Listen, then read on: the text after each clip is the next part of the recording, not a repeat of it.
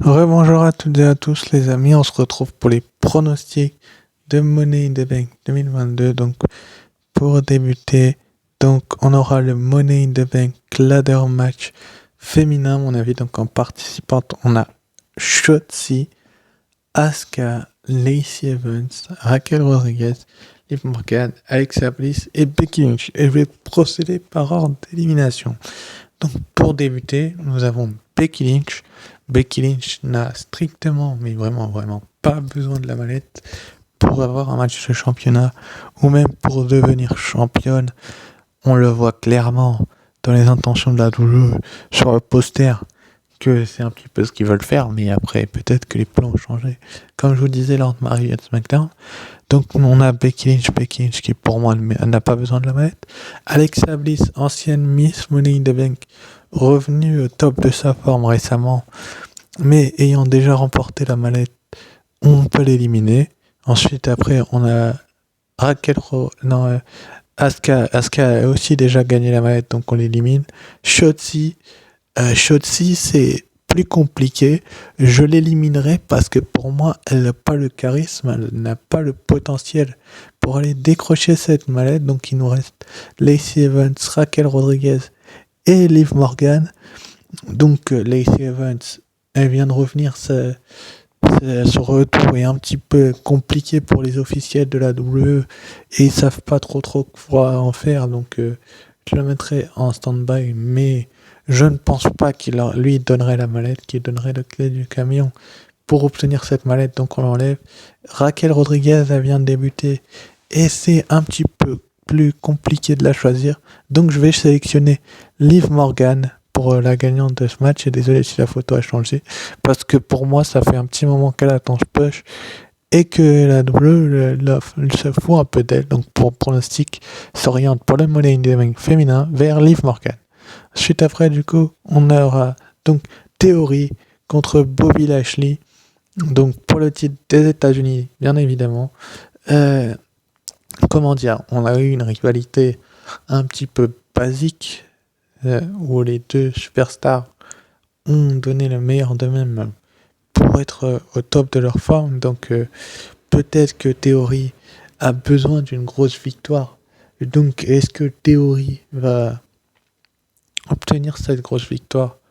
Ça, j'ai un petit doute parce que si tu lui mets une énorme victoire comme ça sur un catcheur comme Lashley qui vient de battre Omos, qui est un colosse, c'est-à-dire que tu le mettrais comme une future top star, ça serait assez difficile et compliqué à le faire valoir, mais bon, après c'est Theory, c'est Vince McMahon, c'est le chouchou de Vince McMahon, donc je vais m'orienter vers une victoire de Theory.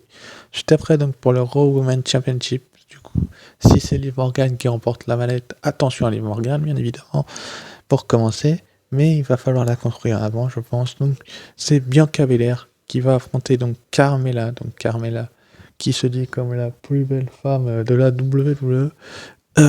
On en a un petit peu marre de Carmella, qui disparaît, qui revient. Elle revient de nulle elle a un match de championnat. Non. Bianca Belair est une très bonne championne. Le temps de construire Miss Money in the Bank, qui pour moi sera Liv Morgan, je le dis, je le répète, ça sera Liv Morgan. Tu mets le titre sur Bianca Belair, tu continues à lui laisser le titre un bon bout de temps, je sais pas, quelques semaines, quelques mois. Tu peux même lui mettre Becky Lynch en face à SummerSlam comme l'an dernier pour, tout simplement la relancer. On parle aussi d'un retour de Bayley, tu peux lui mettre Bayley en face, mais arrêtez avec Carmella. Carmella n'a pas besoin de ce titre. Carmella a gagné ce match aspirante, certes, mais Carmella ne deviendra pas championne, je peux vous le dire, je peux vous l'annoncer. Haut et fort, Carmella ne sera pas championne. À l'issue de ce match, Bianca Belair va lui porter son Kiss of Death, son KOD, même si Bianca Belair aura été en difficulté, et elle va s'imposer avec son KOD, donc, et elle va donc continuer son règne en tant que championne d'Euro, au moins jusqu'à SummerSlam. En plus de base, ça ne devait pas être Carmella, mais Rhea Ripley qui devait affronter Bianca Belair, donc une raison de plus. Ensuite, après, du coup, on aura la Uso, la Bloodline, qui vont défendre leur titre par équipe d'Euro et de SmackDown contre les Street Profits. Là aussi, on sent qu'il y a un parfum de revanche que la WWE va nous faire visiter forcément du côté de SummerSlam. Surtout que Roman Reigns a déjà son match revanche contre Lesnar de prévu. Mais avec les Usos et les Street Profits, ça risque d'être la même chose. Pour moi, je vois une conservation des Usos. Je vois pas pourquoi, en fait, les Street Profits deviendraient champions par équipe alors que les Usos ont gagné les titres il n'y a même pas un mois et demi, je crois, un mois et 2 semaines. Enfin, il n'y a pas très très longtemps qu'ils ont gagné les titres. Donc, si tu leur enlèves, tu les prends littéralement pour des billes. Excusez-moi l'expression, mais tu les prends pour des billes. Et fais, tu fais des Street Profits une équipe de déglingos qui sert à rien. Donc, non. Enfin, des déglingos qui sert à rien, tu fais un règne bidon qui sert à rien. Donc, laissons les titres à Jimmy et Jey Uso. On voit ce que ça donne dans les prochains mois, prochaines semaines.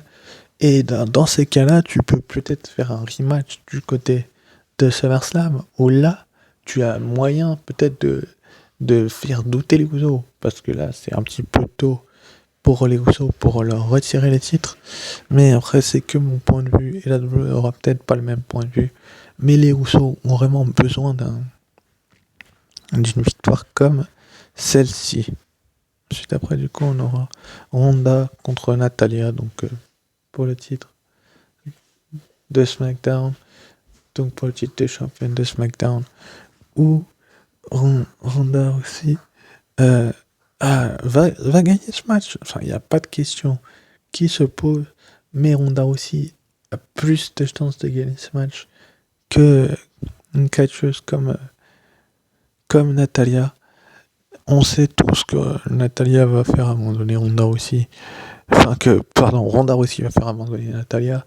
Ils nous ont fait cette storyline pour nous prendre pour des billes. Mais on sait très très bien que Ronda aussi va le faire. Et si c'est quelqu'un de SmackDown, là aussi dans ce match-là, attention à la mallette. Même si je les ai exclus, mais bon, on sait jamais. Mais en tout cas, Ronda aussi est une très bonne championne. Et attention au tour de Bayley là aussi, parce qu'elle pourrait revenir pour Ronda ou pour